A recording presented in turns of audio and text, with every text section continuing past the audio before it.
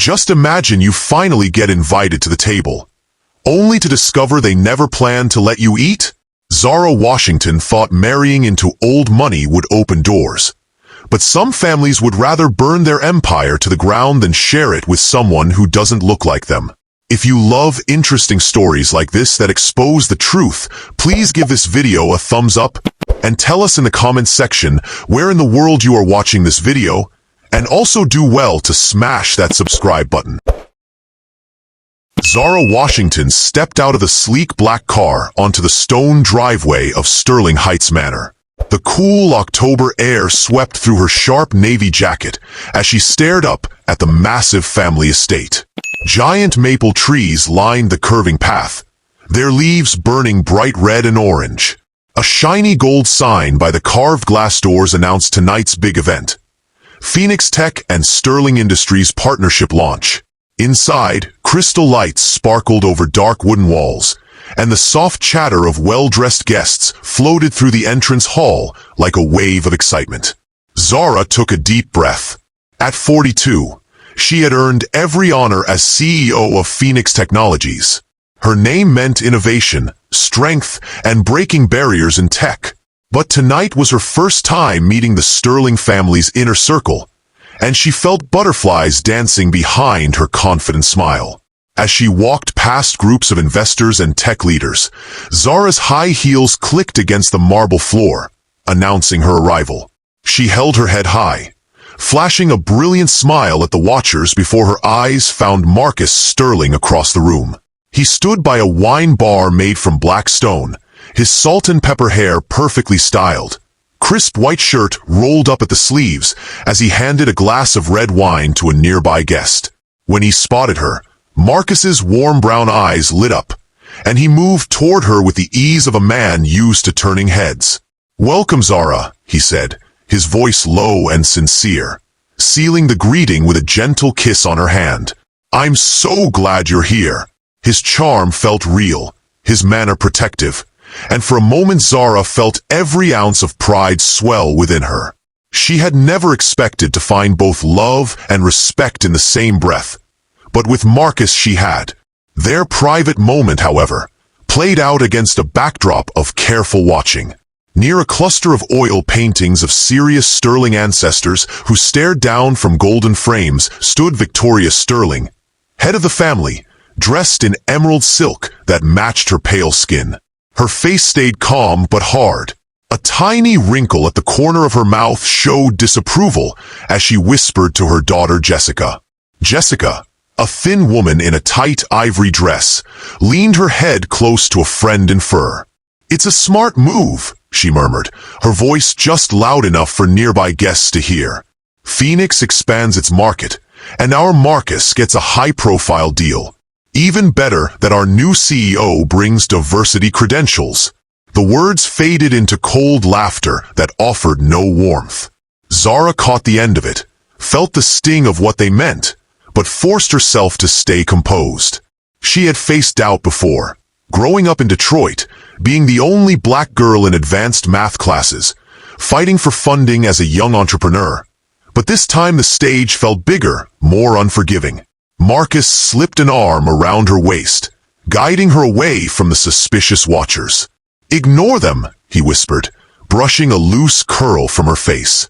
"They'll come around once they see how brilliant you are." His comfort was welcome, yet Zara sensed a tremor beneath his confidence. Despite the rich history and old money clinging to the stones of Sterling Heights, neither he nor his mother had ever met someone who matched Zara's drive or success. A buzz of conversation grew as tech reporters gathered near the partnership display, snapping photos of the gleaming Phoenix Tech logo projected onto white marble. Camera flashes popped like distant fireworks, lighting up the evening celebration of cutting-edge teamwork and undercurrents of social change. She took Marcus's hand and let him lead her through the crowd, exchanging polite nods with board members and industry leaders. With each handshake, Zara radiated the skill and grace that had become her trademark. Still, the subtle glances continued. A pressed lip here, a raised eyebrow there, in every circle she passed. Her presence sparked a silent question. Could a black woman truly lead a company at the forefront of emerging technology? Sterling Heights Manor, built by Sterling ancestors who had prided themselves on tradition, now witnessed a living challenge to their unspoken rules of power. Zara's heart swelled with determination. She had navigated barriers throughout her career. Glass ceilings, venture capital meetings where she was the only person of color, the relentless scrutiny of the boardroom. And she would not be diminished tonight. When the formal ribbon was cut at the foot of a sweeping staircase, marking the official launch of the Phoenix-Sterling joint venture, cheers erupted from the gathering. Champagne glasses clinked, toasts were raised, and even Victoria offered a measured nod of approval as Zara delivered a brief, inspiring speech about leadership in technology and the importance of diverse perspectives driving innovation. Yet behind the polished surface of her words, Zara felt the weight of the Sterling legacy bearing down upon her. That legacy of control, of exclusivity, of an America that had too often resisted inclusion. As Marcus escorted her to the upper level for a chance to escape the glare of the spotlight, she glanced back at the portraits lining the staircase. Stern faces, whose expressions had once symbolized authority and power, now looked uncertain. Zara's lips curved in a confident smile as she turned toward the night sky visible through the arched windows. She had arrived at Sterling Heights as a guest, but by the end of this evening, she intended to stand as an equal partner. One whose vision and integrity would redefine the meaning of success for both her company and the Sterling name. Zara Washington's move from her sleek Detroit penthouse to the looming grandeur of Sterling Heights Manor was meant to symbolize the union of two powerful houses. Yet, it felt more like a descent into isolation. The late afternoon sun slanted through the towering maples as her car wound down the leaf-covered drive, and she caught her reflection in the limousine's tinted glass. The same posture of confidence, yet with an unmistakable flutter of fear. When she stepped into the entrance hall, she was greeted not by warm laughter or genuine congratulations, but by a hush so complete it seemed to swallow every echo of her heels on the marble floor. A single servant in a dark tailcoat handed her the polished brass key to her new room without a word. His bow measured, his gaze respectful but distant. Her suite, designed by Victoria Sterling's exact tastes, felt more like a museum display than a home. Walls of deep red velvet drapes framed floor-to-ceiling windows, creating a coffin-like chamber for the massive four-poster bed. Portraits of stern-faced Sterling ancestors lined the walls, their emotionless eyes following Zara's every move. A delicate writing desk sat beneath a crystal chandelier, its surface bare except for a single leather journal stamped with her new name, Mrs. Washington Sterling. She ran her fingers along the pressed letters, a bittersweet reminder that she was both honored guest and token symbol, expected to play her part without ever presuming real belonging. Breakfast the next morning revealed the full extent of her displacement. The long mahogany table in the sun-filled garden room gleamed under Victoria's direction. China plates etched with a Sterling crest, delicate silverware laid at perfect intervals, a menu of smoked salmon appetizers, blueberry compote, and pressed green tea. Zara hesitated before the arrangement, only to be gently guided away by Mrs. Patterson, the house manager, whose curt, "Your place, Mrs. Washington Sterling," was followed by a door click as it closed behind her, sealing her within a ritual in which she had no say. When Zara tried to ask if she might offer her own suggestions, remembering nutrition plans she had championed at Phoenix Tech, the house manager replied with an automatic, "I shall see to it, madam," and hurried away, leaving Zara staring at her plate as if it were an alien object. The attacks began even more quietly in the sitting room that afternoon. Jessica Sterling entertained a small circle of socialites on a plush velvet sofa, reclining with her silk gown spreading like spilled cream. As Zara entered, Jessica's perfumed laughter tinkled through the air. "Zara, darling," she cooed, using her first name with exaggerated sweetness. "Do tell, is it true that the CEO of Phoenix Tech personally oversaw diversity hiring?" I heard it's quite the novelty for someone like you in tech leadership. The words, disguised as casual curiosity, landed like shards of glass. Zara's practiced smile didn't waver, but her heart clenched at the implication. Her successes were an oddity, a checkbox in the grand ledger of corporate diversity rather than a testament to her leadership or vision. Marcus's retreat from these confrontations was every bit as telling as their cruelty. That evening, after Jessica's thinly veiled attack, Zara found him in the library, the rich scent of leather-bound books offering comfort in the air. She closed the door softly and rested her hand on the carved oak frame. "Why did you let her speak to me like that?" she asked, voice low. He turned, weariness etched into the curve of his brow. "Zara, you know how my family is," he said, voice gentle but firm. "They're old-fashioned. They'll adapt in time." His eyes sought hers, silently pleading for understanding. But the comfort of his embrace in that quiet corner rang hollow compared to the cold dismissals that echoed through the hallways outside. Even his comfort felt like an apology for a wrong he refused to acknowledge publicly. Within days, the estate's rhythm settled into a pattern of exclusion. Zara's calls to Phoenix Tech were answered at odd hours by staff trained to defer every question through multiple layers of approval. The grand kitchen staff, overseen by Victoria's personal dining manager, approached her food preferences as a quirk, never a collaboration. Every interaction felt choreographed to minimize her agency. The driver who wouldn't discuss local schools, the butler who ignored her lingering glance at family photographs. Sterling Heights Manor was more fortress than home, its marble floors and vaulted ceilings echoing with every unspoken command. The annual Sterling Gala, the event that should have served as a high point in the partnership, became the peak of her public humiliation. Under glittering chandeliers, Zara stood in a tailored emerald dress that complemented her rich brown skin, heels clicking with deliberate confidence. Laughter rippled through the crowds. Champagne glasses tinkled like concentrated malice, and Jessica's eyes gleamed with calculated mischief as she raised her crystal glass. The moment was sublimely slow, an imperceptible tilt of the wrist, a flash of ruby liquid arching through the air, and then the hot cascade of red wine splashing against Zara's carefully chosen dress. The deep stain bloomed like crimson hatred, and Jessica's laughter crescendoed into cruel applause. Camera flashes burst, capturing the spectacle in 1,000 pixels. Every image circulating instantly on the smartphones held high. A hush fell, broken only by the soft gasps of society pages collecting fodder for tomorrow's headlines. Zara's cheeks burned, but she could not let them see her unravel. She dipped her napkin into a silver tray, and with deliberate composure dabbed the wine from her dress, as though extinguishing a flame. Without a word, she turned on her heel and walked away from the center of mockery, past gasps and snickers, through the corridors of her gilded prison until she reached the sanctuary of her suite.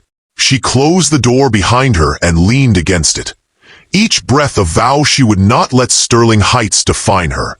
Beneath the red velvet drapes and ancestral portraits, she would plan her redemption, and she would ensure that the legacy built on prejudice would be the first to crumble.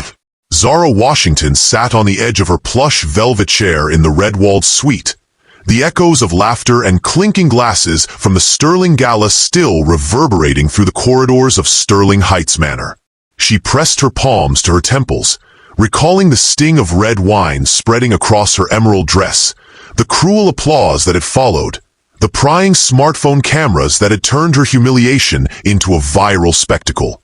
For a moment, she felt the old anxiety creep in. The same feeling she'd had as a young girl in Detroit when classmates would whisper about her hand-me-down clothes, or later when venture capitalists would question whether she was really the brains behind her tech innovations. But as the candlelight danced against the velvet drapes, Zara caught sight of her reflection in the tall mirror. Eyes glinting with resolve, spine straight, shoulders squared. She would not be defined by a red stain on her dress or the narrow minds of her in-laws. She rose and crossed to the writing desk beneath the crystal chandelier. Her fingers hovered over the blank page of the leather journal stamped, Mrs. Washington Sterling.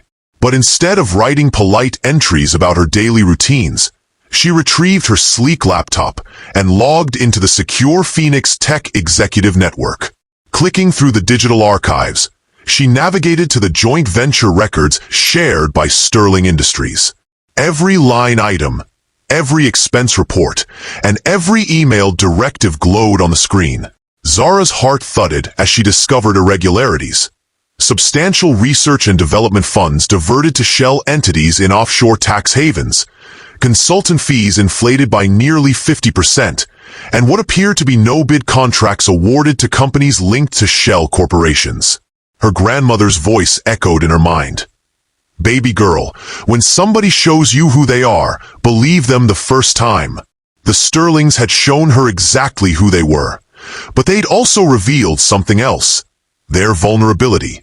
She compiled notes in a secure digital folder, labeling each entry with a date and reference number. R&D diversion, offshore consultant fraud, conflict of interest, no-bid contracts. Years of building Phoenix Tech from nothing had taught her to be meticulous, to leave no detail unchecked. As midnight approached, Zara returned to the journal, this time to catalog her own plan rather than chronicle her displacement. She listed the documents she would need: financial statements, email correspondences, copies of the Sterling Trust deeds, and a detailed ledger of every suspicious transaction she had uncovered.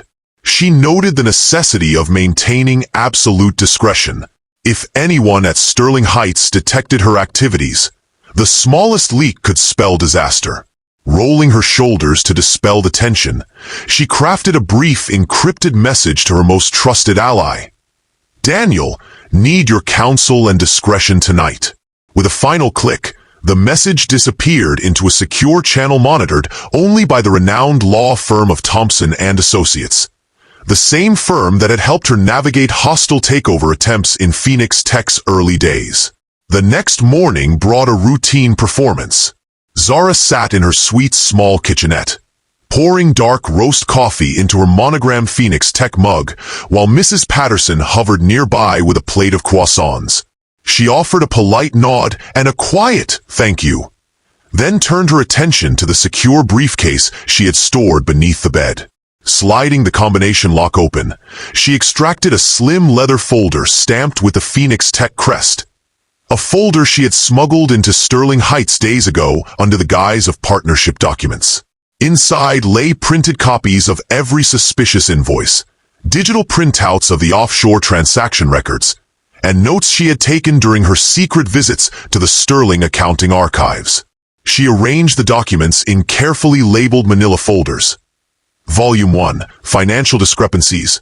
Volume 2, Email Correspondences. Volume 3, Trust Deeds and Contracts, and slipped them into the briefcase's inner compartment.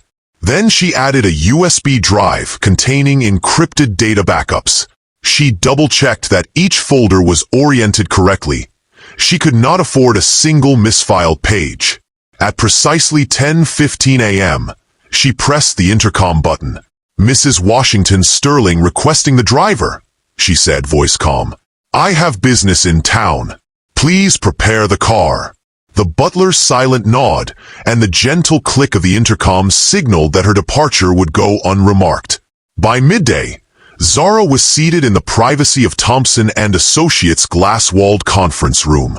Her high heels clicked on the marble floor as she carried the leather briefcase to the meeting table where Daniel Cross stood waiting. The senior partner's lined face softened with respect as she opened the case, revealing the neatly organized volumes. He leafed through the pages, his dark eyes narrowing as he absorbed the scale of the evidence. "These are compelling," he said, voice low. "You've uncovered enough to launch both a defamation claim and a corporate fraud lawsuit." Daniel had been her attorney since Phoenix Tech's inception, one of the few people who had believed in her vision when she was just another black woman with big dreams and limited capital. Now, he saw something else in her eyes. The same fire that had built a tech empire, but tempered with the wisdom of experience and the steel of righteous anger. He tapped his pen against the folder marked Volume 2. We'll file for an injunction to freeze Sterling Industries' assets, and we'll seek emergency relief to protect your rights and reputation. Then we'll move on to the broader lawsuit, exposing these offshore accounts, the no-bid contracts, and the deliberate misrepresentation of partnership documents. Zara nodded, her pulse steady. Each step in the plan had to be precise. Affidavit prepared by tomorrow, filings drafted by next week, and an official press statement ready to neutralize any defamation attempts by the Sterlings. Daniel laid out a timeline on a whiteboard. Phase 1. Obtain temporary restraining order. Phase 2. File civil suit for breach of fiduciary duty. Phase 3. Coordinate press strategy with tech and business media. Phase 4. Seek class action collaboration from Sterling shareholders. She listened intently, interjecting only to clarify deadlines or to request additional resources. Private investigators, forensic accountants, and a PR crisis team well-versed in defending women of color in executive roles. As dusk settled, Zara returned to Sterling Heights under the pretense of reviewing partnership materials. She carried only her Phoenix Tech tote, leaving the briefcase locked in the trunk of her car. Inside the grand foyer, her reflection shimmered in the polished banister as she walked toward her suite. In that moment, she felt the gravity of her undertaking. She was no longer simply a guest or a disgraced daughter-in-law. She was a challenger, armed with facts and fortified by resolve. Above all, she understood that her fight was not only for her own vindication, but for every black woman CEO who had ever been marginalized or overlooked. Zara Washington had decided that the Sterling dynasty would soon learn precisely what happens when integrity and courage rise to meet entrenched prejudice. And with every measured step up the carpeted staircase, she felt the first tremors of the empire she intended to bring down. The late morning sun streamed through the high windows of the Cook County Courthouse as Judge Patricia Williams took her seat at the bench, her gavel poised above the polished walnut surface.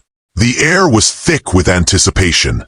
Zara Washington sat beside Daniel Cross, her posture composed, her Phoenix Tech tote resting quietly at her feet. Across the aisle, Marcus Sterling shifted uneasily next to his legal team, and behind him, Victoria and Jessica Sterling bore expressions of barely concealed fury. Today's hearing would decide the final custody of authority over Phoenix Tech's most critical joint assets, and it would determine whether the Sterling dynasty would emerge intact or crumble under the weight of its own improprieties. Judge Williams cleared her throat and addressed the courtroom. We are here to hear final arguments in the matter of Washington versus Sterling Industries. I have reviewed all evidence, including extensive financial records, expert testimony, and our prior temporary restraining order. Counsel for the plaintiff may proceed. Daniel rose, his polished shoes clicking softly on the floor. Without hesitation, he reminded the court of the fiduciary responsibility Sterling Industries owed to its partners and emphasized the incontrovertible evidence of offshore transfers, shell company conduits, and willful misrepresentation of partnership contracts.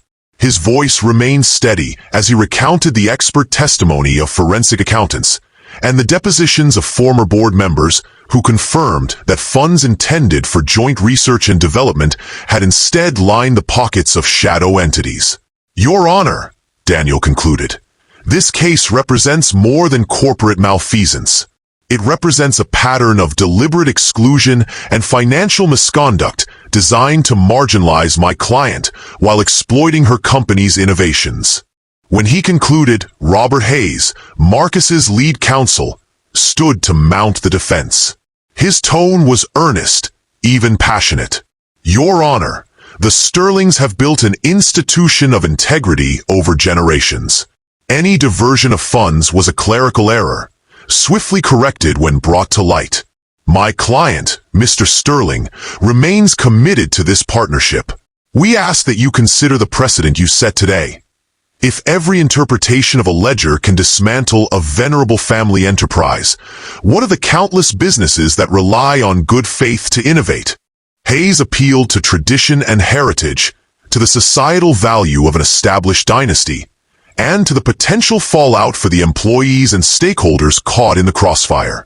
Victoria rose next, her voice controlled but firm. "Your Honor, I stand not only as family, but as guardian of a legacy. The Sterlings have supported countless philanthropic endeavors, advanced regional employment, and championed industry best practices for decades. To allow this aggressive lawsuit to seize our assets would devastate not only our family, but the communities we serve." Across the courtroom, murmurs rippled as jurors and spectators digested her words. But Zara noticed something else, the slight tremor in Victoria's hands, the way Jessica's perfect composure had cracked around the edges. They were afraid. Judge Williams leaned forward, her gaze traversing the rows of counsel and spectators alike. "I have determined that the evidence of financial misconduct and breach of fiduciary duty is overwhelming. However, I am mindful of the potential impact on all stakeholders, including the employees of Sterling Industries. Therefore, this court's final judgment will not only affirm the temporary restraining order, but will also dissolve the joint venture agreement between Phoenix Technologies and Sterling Industries, effective immediately." She paused, allowing the weight of her ruling to settle. "Furthermore, I will appoint an independent receiver to oversee the liquidation or reallocation of disputed assets. Any remaining Sterling-held shares in Phoenix Tech will be subject to divestiture under court supervision. It is the judgment of this court that Sterling Industries must compensate Phoenix Tech for all proven losses, and that the Sterling family will bear the costs of this litigation." A stunned silence fell. Marcus's face drained of color. Victoria's carefully maintained composure cracked, revealing a flicker of desperation.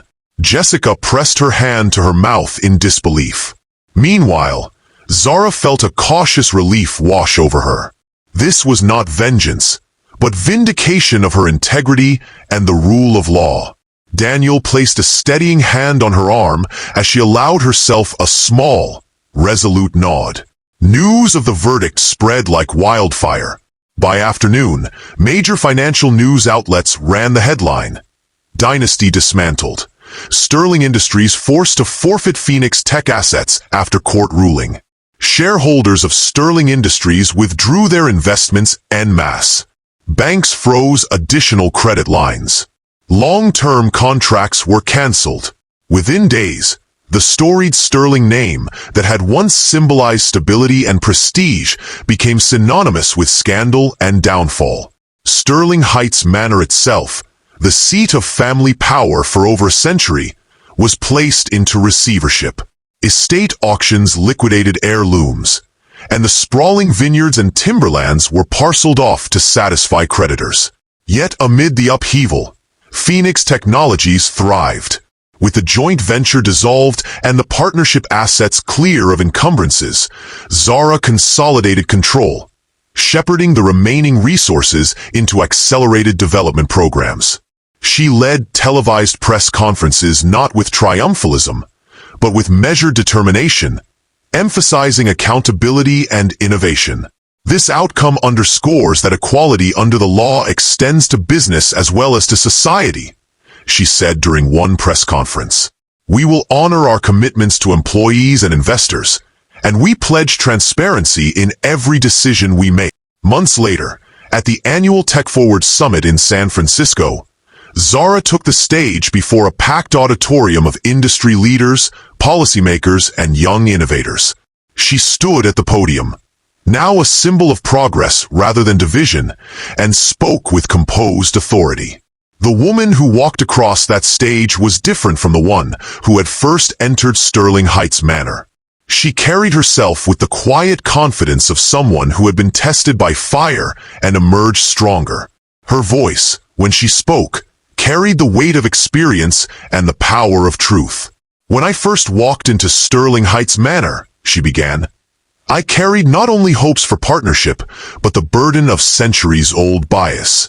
I thought that success and achievement would be enough to earn respect, that my accomplishments could speak louder than their prejudices. She paused, looking out over the sea of faces. Young entrepreneurs, seasoned executives, venture capitalists, and innovators from every background imaginable. I was wrong about that. But I was right about something else. I was right to believe that integrity matters more than heritage, that truth is more powerful than tradition, and that justice, when it finally comes, can topple even the mightiest empires built on prejudice. The audience was riveted, hanging on every word. Today, we witness not the death of a dynasty, but the birth of a new paradigm. One where character and capability, not lineage or prejudice, determine success. To every Black woman CEO who has been doubted, judged, or sidelined, know that change is possible, that your voice matters, and that even the grandest empires of prejudice can fall before the power of truth. The audience rose in a standing ovation, the thunder of applause echoing like a clarion call for equity in every boardroom and beyond. And as Zara Washington looked out over that sea of faces, multicultural, intergenerational, united by aspiration, she allowed herself a moment of quiet pride. The Sterling Empire had collapsed under the weight of its own duplicity. But from its ashes, a greater legacy was taking shape. One of transparency, justice, and boundless opportunity. Zara had learned something her grandmother always knew. When you stand up to bullies, sometimes they fall harder than you ever imagined. In her hotel room that night, Zara opened her laptop and began typing an email to her niece in Detroit. A brilliant 17-year-old who dreamed of starting her own tech company. "Dear Keisha," she wrote, "let me tell you about what happens when you refuse to accept that someone else's limits define your possibilities. True leadership transcends prejudice. When integrity meets courage, even the mightiest empires can crumble. And sometimes, the most powerful victory is not just winning for yourself, but clearing the path for everyone who comes after you." Zara Washington had done more than save her company or clear her name. She had proven that in America, justice might be delayed, but it cannot be denied forever. The empire built on exclusion had fallen, and in its place rose something far more valuable. Hope,